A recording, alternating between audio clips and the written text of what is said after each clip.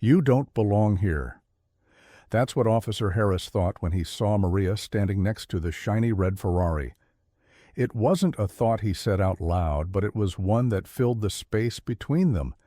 The car, pristine and powerful, was a symbol of wealth, of status. And Maria? She was just standing there. The sun was setting, casting an orange glow over the parking lot. Most of the evening crowd had left, leaving only a few cars scattered. Maria had been taking a quiet walk, admiring the cars at the dealership like any other passerby. She was just standing there until he came. His footsteps were sharp, too sharp. The sound of authority, of judgment, cutting through the calm evening air. "Excuse me, ma'am, you need to move," Officer Harris said, his voice stern, almost cold. Maria turned slowly, her expression calm but confused. "I'm sorry, officer, but what do you mean?" she asked.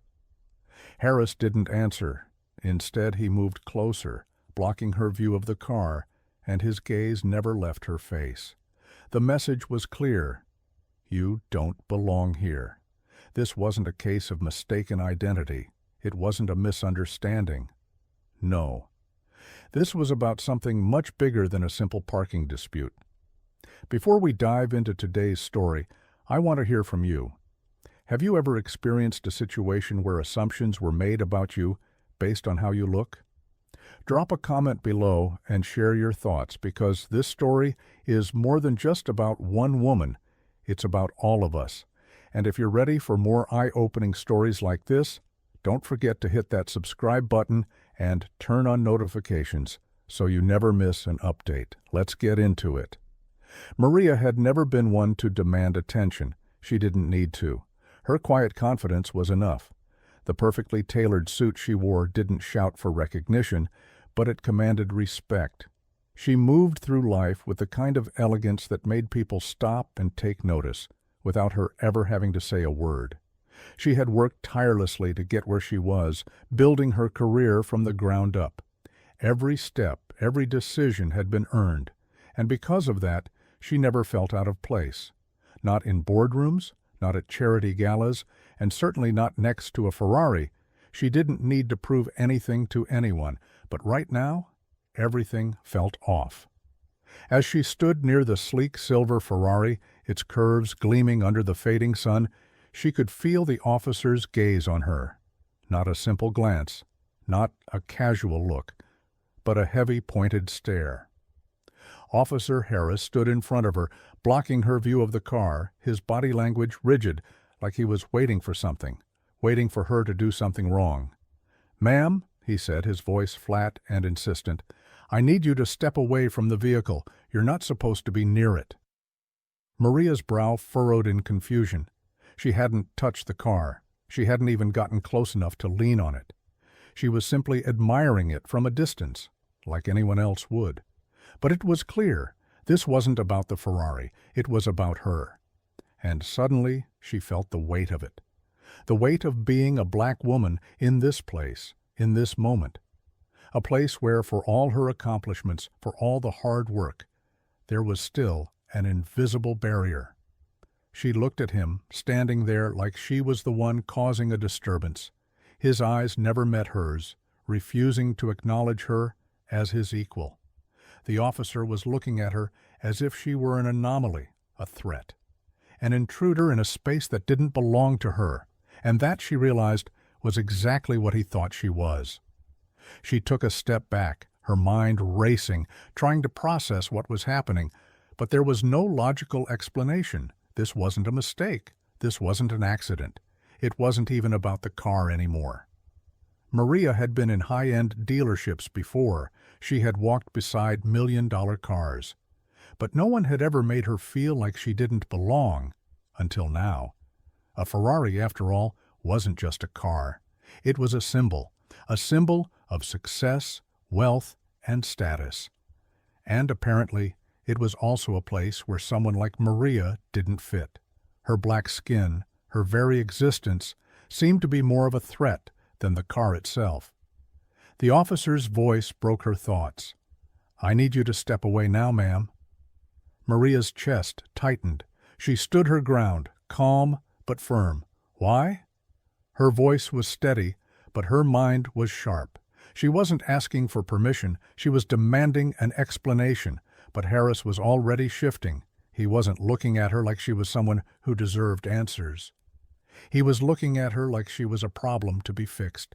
That feeling, that ache in her chest, was one Maria knew all too well. She had faced it before.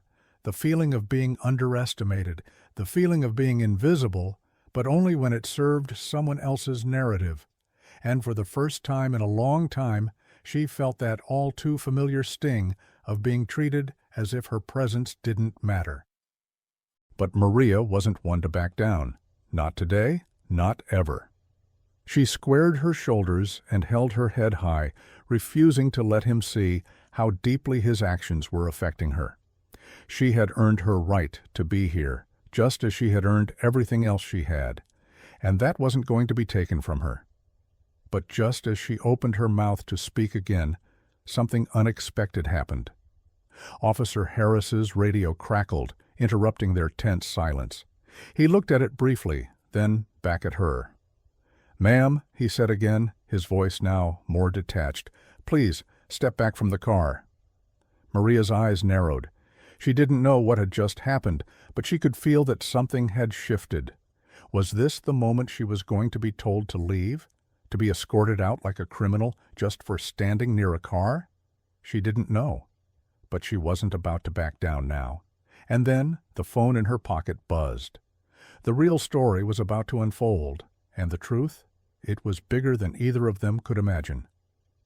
Before we dive deeper into what happens next, make sure to hit that subscribe button, because you won't want to miss what comes next.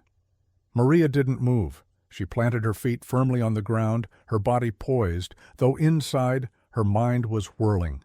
What was happening? Why was this officer, who she had done nothing to provoke, treating her like this? She took a steadying breath, feeling the weight of the situation press down on her chest. "Officer, I haven't done anything wrong," she said, her voice steady and composed, but her words hung in the air like a challenge. She wasn't just speaking to him, she was speaking to everyone who had ever assumed her presence was a mistake. For a brief moment, Harris paused. His eyes flickered, but only for an instant. Then his jaw tightened, and his gaze hardened. "Just move along, ma'am," he said again. But this time, it wasn't a request. It wasn't even a suggestion. It was a command. The kind of command meant to dismiss, to silence. He wasn't looking for peace, he was looking for compliance. Maria could feel the tension building. A few heads turned in her direction as bystanders began to notice the escalating exchange. Some whispered, others shifted uncomfortably. But not one person spoke up. Not one dared to challenge a police officer. After all, who were they to question authority, right? Who were they to stand up for a woman they didn't know? But Maria wasn't just any woman. She knew all too well what this moment was. She had seen it before, heard it before. She had been in situations like this countless times, where her mere presence seemed to provoke suspicion, where assumptions were made not on her actions, but on her skin, her background, her existence. She wasn't supposed to be here. Her mind raced, not with anger, but with clarity. The answer hit her like a stone in her gut. This wasn't about the car. This wasn't about the dealership. This was about something far deeper, something that had followed her whole life. Prejudice, assumption, bias. The invisible walls people like Officer Harris built around spaces that they decided didn't belong to her. She wasn't being singled out because she was close to the Ferrari. No, she was being singled out because she, a black woman, dared to occupy space in a world where she was often made to feel small. Her throat tightened, but she swallowed it back. She wasn't going to shrink. Harris wasn't listening to her anymore. His frustration was palpable, his voice rising again with each word. "Please step away from the vehicle now, or I'll have to escort you off the premises." His words were sharper this time, no longer even pretending to be polite. Maria stood tall, feeling the weight of every glance, every unspoken judgment. but she refused to break. The thought of leaving, of being escorted off the premises like some kind of criminal, just because she dared to stand beside a car, pushed her resolve even further. She had worked too hard, she had earned her place, and she wasn't going to let anyone, especially not this officer, erase that. Her voice, when it came, was quiet but unyielding. "No, officer, I'm not leaving." Her words were like a ripple through the air, small but powerful. It was the calm in the storm. She was telling him, and everyone who was watching, that this wasn't something she was going to let slide. She was going to stand up, not just for herself, but for every other person who had ever felt out of place because of the color of their skin. There was a brief pause. Officer Harris looked at her, clearly startled by her defiance. For a moment he seemed unsure, like he wasn't quite prepared for someone to challenge him. But quickly his gaze hardened again, his jaw clenched, and his stance became more aggressive. He wasn't prepared for this. He wasn't prepared for someone to not back down. "I don't want to escalate this further," Harris said, his tone now bordering on an ultimatum. He took a step forward, closing the distance between them, his presence looming. Maria's chest tightened. She knew what was coming. The script was all too familiar. They would try to make her leave. They would try to shame her, to push her into submission. But she wasn't afraid anymore. Fear had never been part of her story. Maria took a deep breath. Her heart was steady, but her mind was sharp. She wasn't just fighting for herself anymore. She was fighting for every person who had ever been told they didn't belong, simply because of who they were. The world around her seemed to quiet, the chatter of bystanders fading into the background. All that remained was the officer and her, a moment suspended in time. Maria's gaze never wavered. "I'm not moving," she said again, her voice unwavering. "Not today, not ever." The tension in the air was palpable. Every second felt like an eternity, and Maria could feel her heartbeat echo in her chest. She had braced herself for the next move, whatever it was. She had prepared for the possibility of the officer escalating this further, maybe even calling for backup. She wasn't afraid, but she was ready. But what happened next? It was something she had never anticipated. Just as Officer Harris reached for his radio, his phone buzzed in his pocket. The sudden sound broke through the thick silence like a crack of thunder. He hesitated, glancing down at the screen with a furrowed brow. Maria watched him closely, her mind racing with questions. Who was calling him at a time like this? Was it backup or something else? The officer's hand stilled, and for a moment his body language shifted. His eyes widened just slightly before he answered the phone with an air of forced professionalism. "Hello?" he said, his voice tight, but trying to mask whatever discomfort was creeping into his tone. A calm, composed voice answered from the other end. "Officer Harris, this is Governor Thomas. We've received a report regarding a woman on your lot. Her name is Maria Weston. You are to immediately cease any further interaction with her." Maria felt the sharpest shift of energy in the air. For a brief moment, it was as if everything else, the officer, the dealership, the cars, faded into the background. All that mattered now was the governor's voice and the undeniable power behind it. Officer Harris's face twisted with confusion. He blinked, trying to grasp what he was hearing. "Sir, she's standing by the Ferrari, and I know exactly where she is, officer," the governor's voice cut through, sharp and unyielding. "What I don't know is why you felt the need to harass her. She's a valued member of our community and a personal advisor to my office. I suggest you rethink your approach. Immediately." The words hit Harris like a punch to the gut. His hand shook slightly as he held the phone, his world tilting on its axis as the realization washed over him. This wasn't just any woman. This wasn't some random passerby. This was Maria Weston, a woman with influence, power, and connections far beyond what he had ever imagined. She wasn't just anyone. She was someone who had built a life, a career, a legacy. And he had targeted her for no reason other than his own bias. His assumptions about her were so wrong, so misplaced, and the weight of that realization felt like a crushing blow. Maria didn't need to hear the rest of the conversation. She could see the shift in Harris's posture, the way his shoulders drooped, the way his eyes flicked toward her, no longer with judgment, but with something that looked almost like guilt. The officer's voice came back on the line, strained and nervous.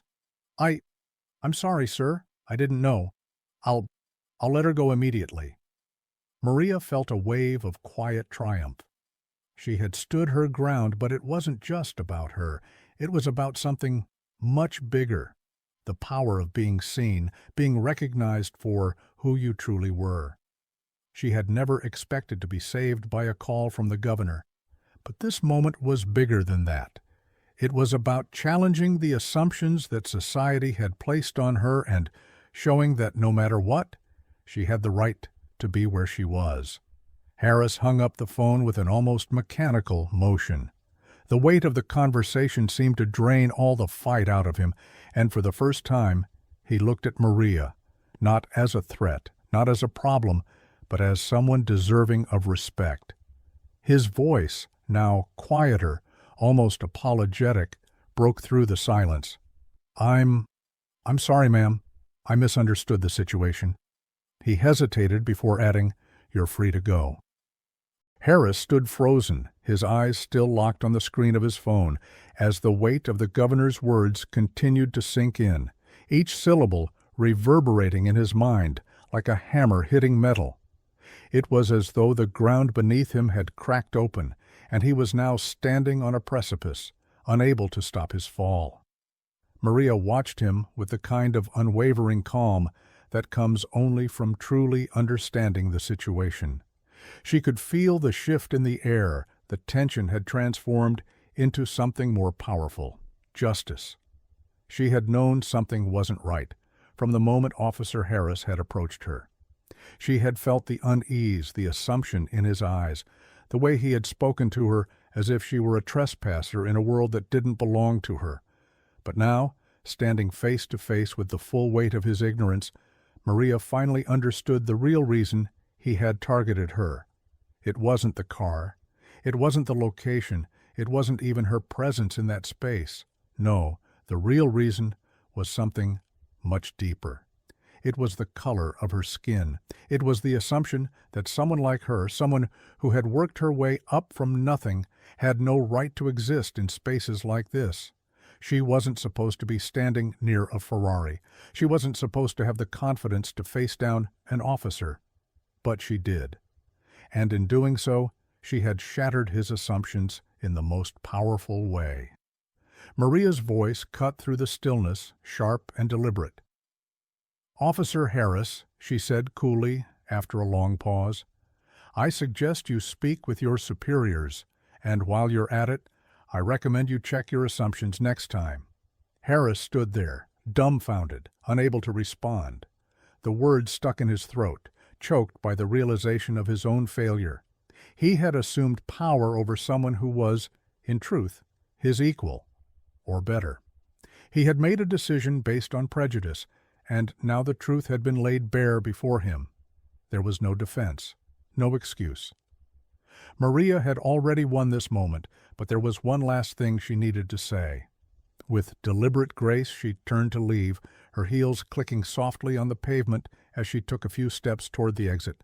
But then, as if to make sure the officer fully understood the weight of his actions, she stopped. She glanced over her shoulder one final time. Her voice was quiet, but it carried.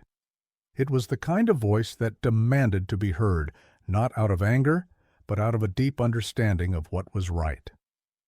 "You should always treat people with respect, officer," she said, her words hanging in the air like an unspoken challenge. As Maria walked away from the dealership, her head held high, every step was filled with a quiet yet powerful sense of victory. The scene was set. A lone woman, calmly walking away from the chaos she had just dismantled, her posture as firm as the unspoken message she had left behind. But Officer Harris? He was frozen in place, his feet as heavy as his thoughts.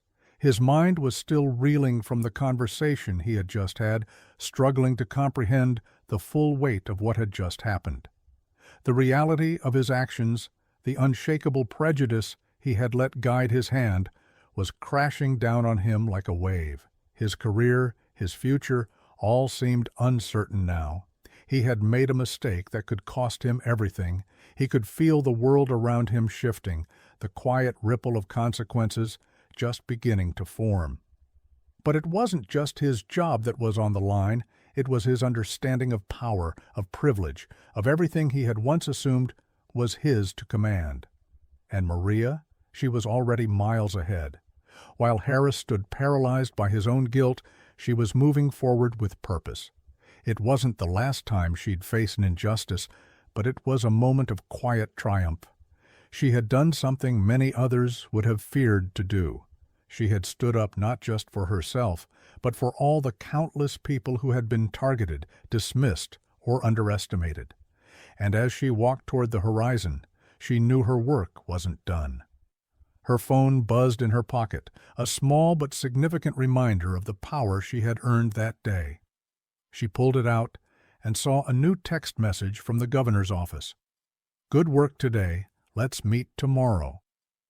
A small smile tugged at Maria's lips, the first sign of satisfaction after the storm. But it wasn't a smile of relief. It was the smile of someone who knew the battle was far from over. She wasn't just a figurehead or an advisor. She was a force for change, and change takes time. But every step forward counts. For Officer Harris, however, the storm was just beginning. The storm wasn't just about the career consequences, the reprimands, or even the loss of reputation. It was about something much deeper. It was about waking up to the fact that the system he had supported was not built for everyone, and that his actions, though seemingly insignificant in the moment, were part of a larger, destructive pattern. The reality of his own biases would haunt him, and he would have to face the consequences of not just what he had done, but what he had allowed to happen under his watch. And if you want to know what happens next, make sure to hit that subscribe button, because some things are too important to ignore.